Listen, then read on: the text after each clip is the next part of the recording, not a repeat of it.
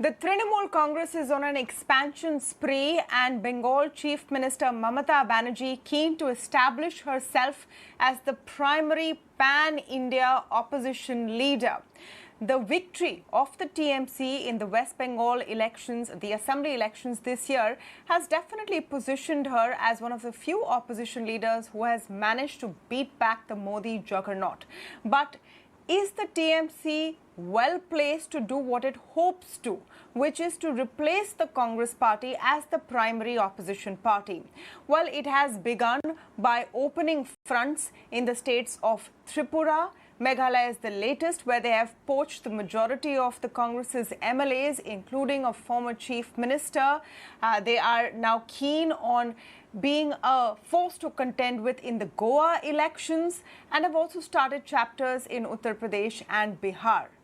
But will a regional party, albeit a very strong regional party of West Bengal, be accepted as an alternative to the Congress? That's the question. To speak with me on this, I'm joined now by Sanjeev Srivastava and Smita Prakash, both political analysts. Welcome, and thank you so much for speaking with us. Sanjeev, let me begin by getting your take. And first off, the aggression and speed with which the Trinamool Congress has acted after its fantastic win in assembly elections earlier this year. See, Tamanna, good evening. There's no denying the fact that Mamata Banerjee is an antithesis to Mr. Modi and the BJP, and her victory, like you just said, in West Bengal, reaffirmed that point that here is a leader who can take on the might of Mr. Modi and Amit Shah and their BJP. Having said that, whether they'll be able to replace Congress or not, see, if you know what is happening, where has Mamata Banerjee posed into ex-congressmen? Like you just said, Tripura, Meghalaya, Northeast, Assam, Sushmita Dev, and parts of Goa, one of the Goan leaders, and yes, this Kirti Azad and a couple of other leaders who have joined the TMC.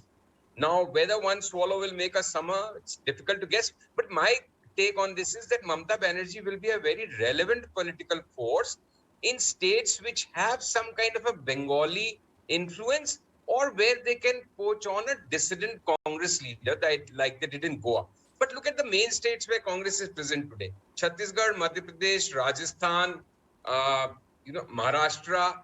So where the Congress has a sizable presence and a long history of doing well, I think the Congress in near term does not feel the threat from TMC, and no leader will go in these states to TMC unless they are finding no space within the Congress party. So for people who don't have a space in the Congress party and do not want, for whatever reason, cross over to the BJP, TMC is an interesting, viable option wherein they regain their secular credentials, at the same time move out of the Congress, which is what a lot of leaders have done. But till TMC makes inroads into these crucial states where the Congress is in power or was till recently in power, like MP, it is still Delhi's a long way distance vis-a-vis Congress TMC this Sunday. But the real battle will be post-2024 elections, who amongst the two parties gets more Lok Sabha seats. My take will be that the TMC may actually sweep West Bengal, which gives them a 40-odd from one state only. But will the Congress still be just what it is now? We don't know the answer. So that will be, all these things will, it's an interesting question. People are talking about it, but I think only the very brave or the foolhardy or too wise a person can hazard a guess and really look into the crystal ball and say, yes, they will replace. My take is unlikely. No, so yes, so we don't know where they will go, but there is no doubt that that is what they're aspiring to. Smita Prakash, I think they have made it very clear that they're aspiring to occupy that opposition position, because they think that the Congress is, not really doing enough and not really battling aggressively enough. Talk to me about their strategy and the choice of states that they have gone to. As Sanjeev pointed out, they've first approached the northeastern states, which have a sizable Bengali population, Tripura, etc. But what are they doing, for example, in a Goa? Why are they keen to open chapters in Haryana and in Uttar Pradesh and in the Hindi belt as well? Yeah, I agree with Sanjeev when he says that the Congress is a pan-India party, whereas TMC is still basically regional and maybe northeastern and a minimal presence in many states. But they are seeing a vacuum which is being created. They are seeing, so every time you talk about the rise of a TMC in any state, you have to see the decline of the Congress in that state, and the decline is happening everywhere. So it's easy picking as far as the TMC is concerned. They are on a shopping spree. They don't care ideology. They don't care which state, right, at this present. Wherever you are from, for example, see Bihar. Pawan Verma is from JDU, but he's essentially a Delhiite. He's very much a Lutyens Delhiite, though he was with JDU in Bihar. And TMC is not really there all that much in Bihar, but they picked up Pawan Verma to join. See Kirti Azad, he's also from Bihar. So Sanjeev just said that Bihar, they're not really present, but see what they're doing in the heartland. They picked up Kirti Azad. So though Kirti Azad is from Bihar, he's again essentially a Delhiite. So he's taken. What is Leander Pace? Though Goa, but he's not really Goan as such. Nafiza Ali, she joined when Mamata went to Goa, but she's not from Goa. It doesn't really matter what the pickings are. They are willing to take anybody and everybody so long as you are on an anti-Modi plank, you come in. So what does Congress give the image right now? Essentially, a bunch of tired old men. So what happened to the real Congress? Some went to Pawar, some went to Mamata, some went to YSR. So what is left of the Congress? When people think of the Congress, what do they think of right now? Bunch of tired old men talking about the yesteryears, the glorious past, that, we won the freedom for India, we brought in liberalization. And what are you seeing? Restless young men and women who want to do away. Sushmita Deb, for example. A whole bunch of people. I mean, what were they doing? 13 out of 17 Congress MLAs in Meghalaya, they moved to the TMC. Didn't you know what was happening? What were they doing? Yeah. Sushmita Dev went, Congress leaders from Tripura joined in. I mean, you have people from Haryana. A person considered close to Rahul Gandhi, he went in. Tawar, I think his name was. He went in. Filero from the ex-CM of Goa. He joins in. So and now you have Subramanian Swamy from the BJP saying that he's with Mamata. So what are they doing?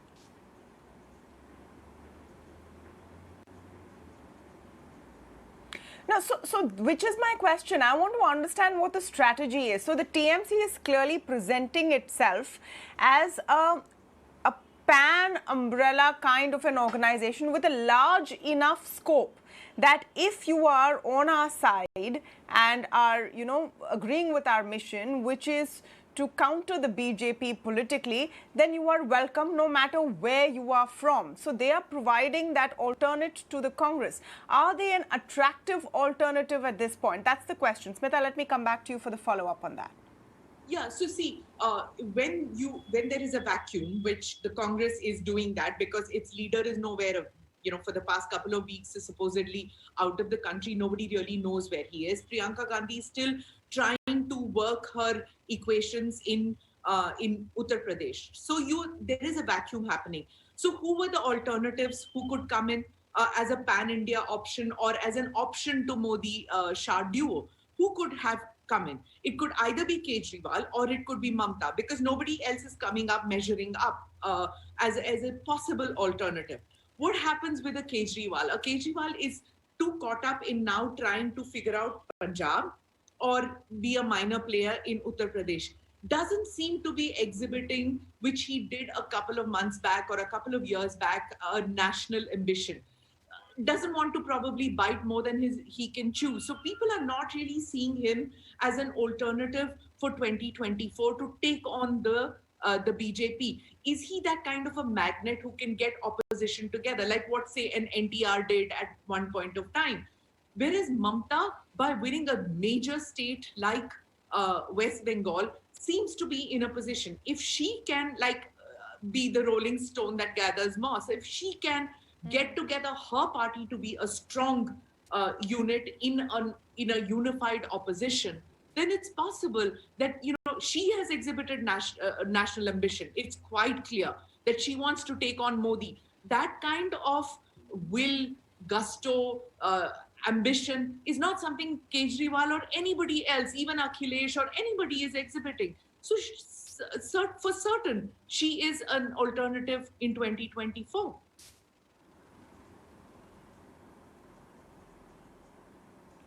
Sanjeev, is this bad news for the BJP or is it good news for the BJP? Let me, go into detail on that question. So right now you're seeing a situation where the TMC and the Congress are sort of jostling for the same space. There are a lot of things being said in the public domain with both of them accusing each other of, trying to break up opposition unity. Does this in a way help the BJP out, because now you have an opposition which is squabbling among itself for pole position as an opposition leader?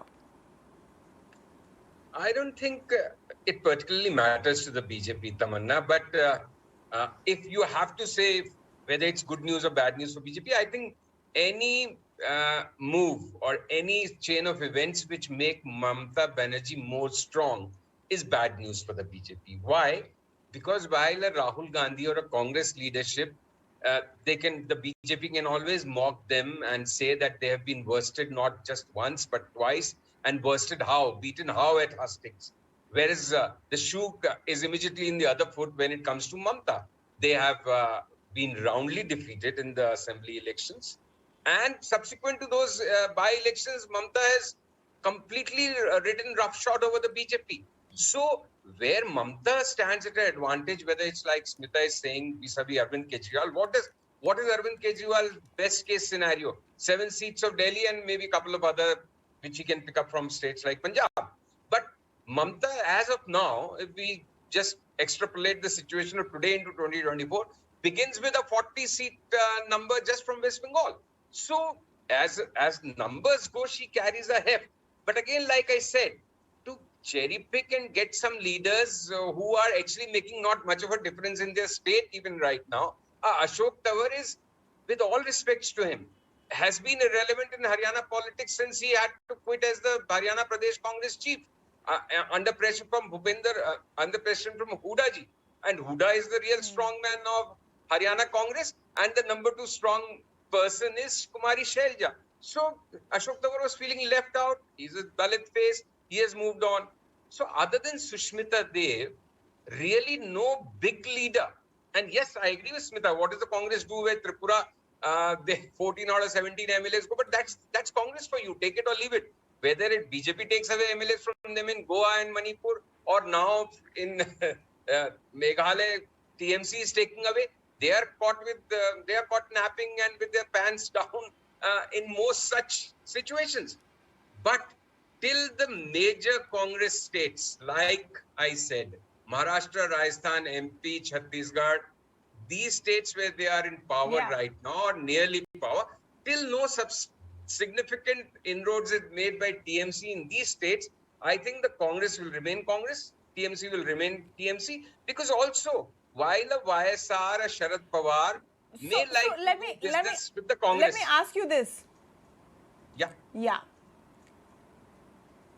Please ask. So, no, let me ask you this, Sanjeev. If Mamata truly harbors national ambitions, and it's clear that she does, and she wants to take on Modi in 2024, the question is she acceptable to people as a pan-India leader? She is, of course, a prominent opposition leader. She's one that has shown a success rate against a very mighty electioneering machine.